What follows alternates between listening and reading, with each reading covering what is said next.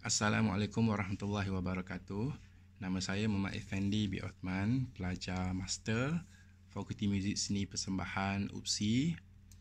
Hari ini saya akan membentangkan satu tajuk pilihan saya yang menarik minat saya di bawah mata pelajaran isu semasa. Pensyarahnya ialah Dr. Mahyudin. Baik, kajian yang saya pilih ini adalah dihasilkan pada tahun 2019 oleh tiga penyelidik, iaitu Muhammad Razali Muhammad Amin, keduanya Muhammad Yuzaidi Muhammad Yusof, dan ketiganya Encik Abdul Rahman Kecut. Baik, sebelum saya meneruskan pembentangan ini, kita nak lihat kepada beberapa aspek penting lah yang saya rasakan kat sini. Antaranya adalah kita nak melihat pertamanya adalah abstrak untuk memahami keseluruhan kajian. Keduanya adalah kajian lepas. Ketiganya adalah metodologi. Keempat, permasalahan kajian. Kelima, objektif. Keenam, kerangka teori. Ketujuh, kesimpulan, dan kelapan adalah rujukan. Baik, tanpa membuang masa, kita terus kepada yang pertama saya cakap tadi, iaitu abstrak. Baik, kajian ini sebenarnya melalui pembacaan pertama saya melihat kajian ini adalah penghasilan ataupun pembangunan model pengajaran ensemble gamelan muzik gamelan Melayu untuk sekolah menengah rendah di Malaysia. Jadi nak bangunkan model baharu. Baik, sebelum tu penyelidik perlu mengenal pasti model yang diguna pakai, yang sedia ada, jika ada. Dan penyelidik akan menyelesaikan kekurangan yang terdapat dalam model sedia ada. Seterusnya, kajian ini melalui abstrak ini, kajian ini membentuk kajian kualitatif yang terdiri daripada kajian perpustakaan dan kajian lapangan. Baik, kita akan lihatlah selepas ini dia pergi ke sekolah untuk mengambil data, sampel semua ke 6 buah sekolah. Dan tujuan agar permainan ensemble gamelan dapat diseragamkan setara dengan alat muzik moden yang lain. Baik, itu abstrak maksudnya secara umum ni kita dapat lihatlah kajian ini adalah apa dia punya outcome dia. Baik, seterusnya kajian lepas.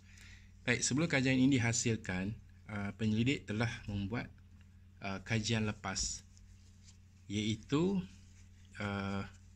Saidatul 2008, menjelaskan secara tradisi sesuatu aspek budaya itu disebarkan secara lisan dan disampaikan dari satu generasi ke satu generasi berikutnya. Okey, melalui kajian lepas ini juga penyelidik melihat Abdul Samad ETAL 2017 menerangkan muzik itu pula secara amnya menjadi satu alat dalam aspek interaksi antara ahli masyarakat yang mampu meletakkan sebahagian daripada elemen dalam kehidupan seharian manusia. Dan yang terakhirnya, kajian ini dilakukan oleh Shahnur Muhammad Shah dan Zaharul Lailidin Saidun pada tahun 2017 yang melihat bagaimana kerangka sistem peperiksaan muzik ini bergerak antara masa dapat bentuk satu sukatan pelajaran ensemble gamelan Melayu di peringkat pengajian tinggi. Baik, pentingnya kajian lepas ini adalah untuk penyelidik baharu atau penyelidik menghasilkan satu idea, menghasilkan satu kesinambungan dan menghasilkan suatu benda baharu dalam kajian untuk rujukan para penyelidik yang akan datang. Baik, kita terus kepada metodologi. Okey, metod yang digunakan seperti saya nyatakan tadi, kajian ini menggunakan kaedah kualitatif, itu kajian kepustakaan dan kajian lapangan. Yang keduanya, reka bentuk perbincangan dipilih bagi membolehkan pemahaman berkaitan pembangunan model gamelan. Baik, kalau kat sini kita dapat lihat segala data yang diperoleh, kajian ini, data yang diperoleh direkod analisis oleh penyelidik. Dia memerlukan masa 6 bulan hingga ke 12 bulan, itu setahun lah. Temubual mendalam, pemerhatian dan analisis dokumen digunakan dilakukan terhadap 6 orang penggiat ensemble gamelan Melayu. yang berpengalaman. Maksudnya penggiat gamelan ini mestilah yang berpengalaman 10 tahun hingga ke 20 tahun di 6 buah sekolah menengah yang terpilih. Baik, sekolah mana yang dipilih? Okey, baik, kita tengok 6 buah sekolah ni adalah SMK Bukit Rangin, Kuantan, Pahang. Yang keduanya SMK Bukit Jelutong, Selangor. Yang ketiganya SMK Segambut, Kuala Lumpur. Yang keempatnya SMK Tambun, Ipoh, Perak. Yang kelimanya SMK Bandar Darul Aman, Jitra, Kedah. Dan yang keenamnya SMK Sungai Kertas, Batu Cave, Selangor, Darul Ehsan. Baik, pentingnya kajian ini, signifikannya adalah penggiat yang berpengalaman. Baik, kita tengok seterusnya, kita terus saja ke permasalahan kajian. Kita ada dua kat sini, iaitu kekurangan prasarana yang lengkap meliputi alatan berkualiti dan bilik latihan bersesuaian. Itu yang kita dapat lihat. Sebelum kita membentuk satu kajian, perlu ada permasalahan kajian. Maksudnya apakah masalah yang berlaku ataupun fenomena yang berlaku membuatkan kita ingin tahu untuk menghasilkan satu kajian baru. Dan yang keduanya adalah ketiadaan satu model pengajaran khusus yang terperinci dan selaras terhadap ensemble gamelan ini menyebabkan guru sukar untuk menjalankan PMP.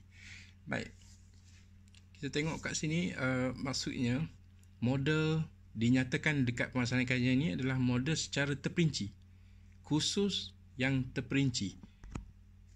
Baik, mungkin sebelum ini ada seperti yang dinyatakan sebelum ini, dia nak review balik tengok adakah model ensemble gamelan ni dihasilkan. Dan jika ada, apakah kekurangan dia? Dia nak perbaiki kekurangannya. Jadi kat sini dalam penyataan masalah ini telah dijelaskan secara terperinci model yang dia nak hasilkan. Okey, secara terperinci. Jadi ini akan menjadi rujukan lah kepada masyarakat, kepada penyelidik-penyelidik yang lain untuk membuat penyelidikan baru berdasarkan kepada kajian ini. Baik, seterusnya kita pergi kepada objektif. Objektif kajian ini adalah akan menjawab penyataan masalah tadi, iaitu satu, menilai proses pengajaran dan pembelajaran ensemble Melayu yang berlaku di peringkat sekolah menengah rendah. Untuk menilai, sebelum mengkaji dia akan menilai dahulu. Dan yang keduanya, membangunkan satu model pengajaran ensemble gamelan Melayu peringkat sekolah menengah rendah. Macam saya nyatakan tadilah, iaitu untuk tingkatan 1, 2, 3. Baik, seterusnya kita ke kerangka teori. Kerangka teori ini, tiga orang penyelidik ini menyenaraikan kajian ini menggunakan pendekatan model kurikulum Hilda Tabah. Sumber model pengajaran yang digunakan di sekolah. Itu kerangka teori. Yang ketiganya, proses pengajaran dan pembelajaran gamelan Melayu. Keempat, teknik hafalan, ingatan. Kelima, latihan dan kemahiran.